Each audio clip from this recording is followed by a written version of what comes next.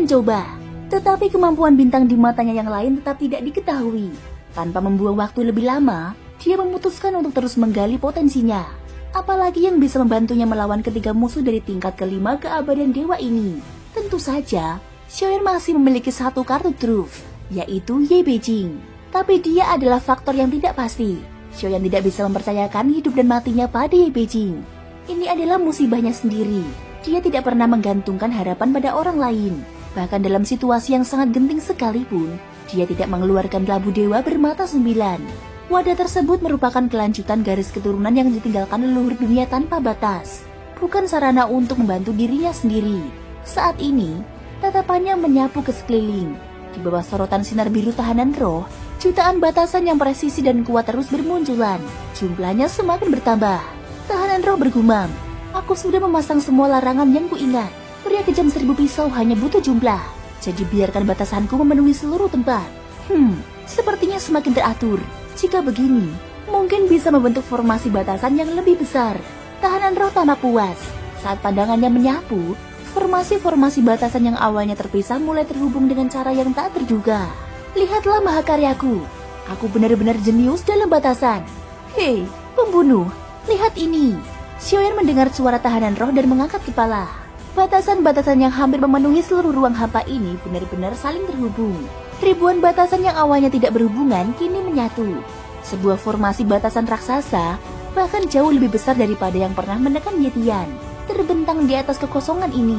Di bawah kendali tahanan roh, formasi mengerikan ini justru tersembunyi dalam kekosongan, tidak terlihat oleh mata telanjang. Tiba-tiba, semerbak wangi menerpa di samping Xiaoyan. Ye Beijing telah muncul di sisinya, menatapnya dengan tatapan tulus saat bertanya, "Bagaimana kamu akan mengatasinya? Apakah kamu membutuhkan bantuanku?" Meski Xiaoyan tidak bisa sepenuhnya memahami sifatnya, kata-katanya saat ini memberinya rasa aman. "Terima kasih, tapi aku ingin mencoba sendiri." Xiaoyan menggelengkan kepalanya, dengan tegas menolak bantuan Ye Beijing.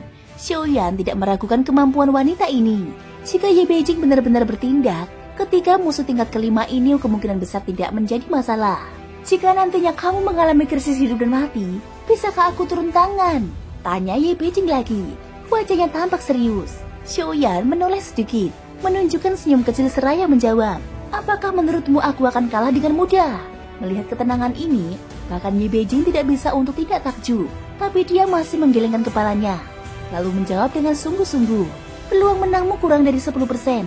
Ketiga orang ini adalah Bing Leidong, Yao Nantian, dan Tian Luolan. Jika bersatu, bahkan aku harus menghindar. Mereka monster tua yang telah hidup selama ribuan tahun, dengan dasar yang menakutkan." Ye Beijing tidak langsung membantu, tetapi setidaknya memberikan informasi tentang musuh yang akan datang. "Tahukah kamu siapa yang mengutus mereka?" tanya Xiaoyan. "Aku tidak tahu banyak tentang mereka. Mereka biasanya penguasa mandiri, tidak tunduk pada siapapun. Adapun siapa yang mengutus mereka, kemungkinan besar hanya Susu yang bisa melakukannya. Lagi pula, tawaran dari kekuatan kecil tidak akan mampu membangkitkan minat orang-orang seperti itu." Ye Beijing tersenyum ringan, tampak tidak ada ketegangan apapun. Xiaoyan mengerting kening. Satu-satunya yang saat ini memiliki dendam abadi dengannya memang hanyalah sang penguasa Taisu, yaitu Suzu. Mereka bukan dari dunia sensi, tetapi bisa datang. Mengapa Suzu tidak bisa? Ini yang tidak Xiaoyan pahami. Jika Suzu benar-benar ingin membunuhnya, dia seharusnya bisa turun sendiri. Secara logika, dia bisa, tapi kehendak dunia akan menemukannya, dan seluruh dunia akan membantumu membunuhnya. Tapi kurasa alasan utamanya adalah bahkan Susu tidak bisa membaca batas kemampuanmu. Jujurlah, apakah memiliki wujud asli yang lebih kuat yang masih tersembunyi? Ye Beijing mendekatkan wajahnya ke tubuh asli Xiaoyan. Dibandingkan dengan wujud aslinya, tubuh ini lebih gagah dan berwibawa, dengan garis wajah yang tegas dan tampan. Xiaoyan tidak menjawab. Apapun alasan Susu tidak berani turun, Ye Beijing mungkin juga tidak tahu. Jika ini adalah ujian, maka aku tidak boleh kalah. Xiaoyan mengepalkan tangannya dengan erat. Kekuatan jiwa pada tubuh aslinya terus melonjak, seolah tak ada batasnya. "Ada satu hal kecil yang mungkin kau bisa membantuku." Xiaoyan tiba-tiba menatap Ye Beijing. Mendengar permintaan bantuan, Ye Beijing tersenyum. Dia tampak sangat senang. Mungkin karena terlalu sering ditolak, sekarang dia merasa berguna. "Pinjamkan sedikit kekuatan perampasanmu. Bantu aku merampas kelima orang ini." Xiaoyan menatapnya dengan serius. Dia yakin Ye Beijing adalah raja dari klan Jimmy. Ye Beijing terdiam sejenak. Tampak tidak setuju, tapi juga tidak menolak. Beberapa hal, meski diketahui, harus tetap disembunyikan. Jika diungkapkan, akan ada harganya. Harga yang mungkin tidak bisa kamu tanggung. Ye Beijing menatap Xiaoyan dengan serius. Sangat jarang dia seperti ini. Jika tidak memungkinkan, lupakan saja. Xiaoyan tidak memaksa. Tapi Ye Beijing tiba-tiba tersenyum dan mendekat lagi. Mengapa kamu tidak menanyaiku dulu harga apa? Meski Xiaoyan sedikit kesal, dia masih bertanya karena penasaran. Baik, apa harga yang harus kutanggung? Ye Beijing langsung menjawabnya. Jika kamu mau, jadilah kekasihku. 500 tahun? Oh tidak, 200. Xiaoyan langsung memalingkan muka. Tidak mengatakan apapun yang berarti tidak menyetujuinya. 100 tahun juga boleh. Aku tidak tahu mengapa kau menolak. Padahal berdua denganku hanya menguntungkanmu. Ye Beijing berputar-putar di sekitarnya. Tapi Xiaoyan mengabaikannya. Jika dia benar-benar raja klan Qingyi, apakah benar tidak ada dampak buruk? Sekarang bukan waktunya memikirkan ini. Perasaan krisis semakin kuat. Waktu Xiaoyan hampir habis. Jiwa aslinya belum sepenuhnya menyerap. Jiwa lubang void dan kelima orang di sana belum sepenuhnya dirampas. Musuh sudah datang. Xiaoyan tiba-tiba berkata dengan suara rendah. Di ujung laut pasir bintang, gelombang energi kuat muncul. Naga-naga es raksasa melayang di kekosongan. Dengan dua sosok berdiri di atas kepala mereka. Tidak ada waktu lagi. Jiwa lubang void, berikan semua kekuatanmu padaku. Xiaoyan berteriak. Jiwa aslinya meledak, seolah mencakup seluruh dunia. Butuh 1000 tahun untuk mencapai tingkat void dari tingkat domain. Akhirnya, tibalah terobosan. Xiaoyan membuka matanya yang tajam. Segala sesuatu di sekelilingnya tiba-tiba terasa begitu jelas. Bahkan kekosongan yang sebelumnya tak tertembus kini seolah transparan di hadapannya.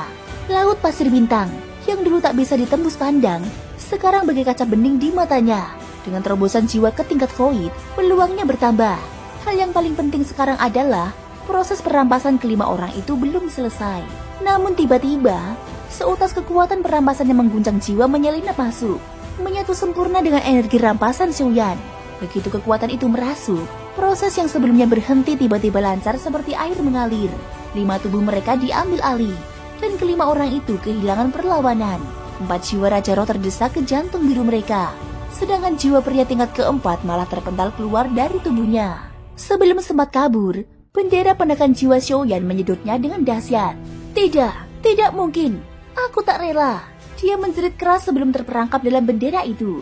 Dan begitu masuk, dia langsung diam. Sebab ternyata dia bukan satu-satunya jiwa di sana. Di tempat Xiaoyan saat ini, berkumpul 8 sosok satu jiwa. Xiaoyan sendiri tak menyangka berhasil merampas 5 tubuh sekaligus. Setelah rampasan selesai, kelima sosok itu melayang mendekatinya.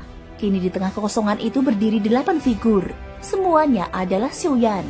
Tatapan kelimanya berubah. Bahkan wajah mereka mulai menyerupainya. Di kejauhan, naga es raksasa sudah mendekat dengan 2 sosok di atasnya. Ping Leidong, apa lagi yang kau tunggu? Bunuh dia sekarang. Jika kau membiarkan pohon iblis datang, kita hanya akan dapat bagian lebih sedikit. Ping Leidong mendengus marah, lalu mengempaskan Yaunantian dari kepala naga dengan tiupan hawa dingin. Dasar tua bangka, kau saja yang maju. Yaunantian menghentikan tubuhnya di udara, lalu menekan telapak tangan ke ruang hampa. Baiklah, aku duluan. Sebuah pusaran kabut raksasa muncul di atas Xiaoyan. Dari pusaran itu, sebuah lengan kering berukuran mengerikan menjulur keluar. Kulitnya keriput, tapi ditutupi tulisan emas misterius. Saat muncul, seluruh kekosongan bergetar seolah mau runtuh. Lengan itu menyambar ke bawah seperti hendak memencet serangga, menutupi langit dan menghancurkan apa saja di jalannya. Tidak ada dialog, tidak ada konfirmasi. Mereka bahkan tidak memberi Xiaoyan kesempatan berbicara. Tekanan ini tak kalah menakutkan dibanding menghadapi pecahan jiwa sang penguasa Taisu. Baru pada saat inilah Xiaoyan sadar betapa mengerikannya kekuatan keabadian dewa tingkat kelima sejati. Tetapi Xiaoyan sudah siap. Matanya berkobar api perang. Lalu wujud asli dan avatar Yuan Shen-nya menyatu. Tingkat kelima keabadian dewa ya. Karena kamu ingin membunuhku, maka itu tergantung apakah kamu memiliki kemampuan. Teriakan Xiaoyan tiba-tiba menggema. Dengan tubuh keabadian fisik bintang 7 dan kekuatan leluhur, tubuh keabadian fisiknya hampir menyentuh tingkat kuno. Saat melesat, tubuhnya meledak menjadi kabut darah. Dan dari kabut itu, sebuah raksasa setinggi 100.000 kaki bangkit. Tubuhnya berkilauan emas. Api dan petir membungkus kepalanya. 6 kekuatan sumber daya berlapis di tinjunya. Serangan ini melampaui level tingkat ketiga manapun. Pertarungan raksasa featuring telapak tua dimulai. Dua kekuatan bertabrakan. Gempuran itu menggoyang dunia. Ruang hampa retak dan hancur. Api dan petir membakar telapak tangan itu. Tetapi telapak Yao Nantian tak bergerak mundur sedikit pun. Ping Leidong, jangan buang waktu. Bunuh sekarang. Yao Nantian berteriak kesal. Tapi Xiaoyan tidak menyerah. Lambang bintang di dahinya menyala. Tingkat kelima, mundur untukku.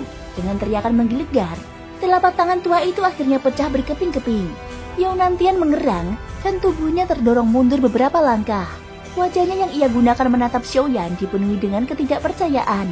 Dia sebenarnya dirugikan oleh tingkat ketiga ketika serangan pertamanya baru saja dimulai. Memang benar kau reinkarnasi sama makhluk tertinggi.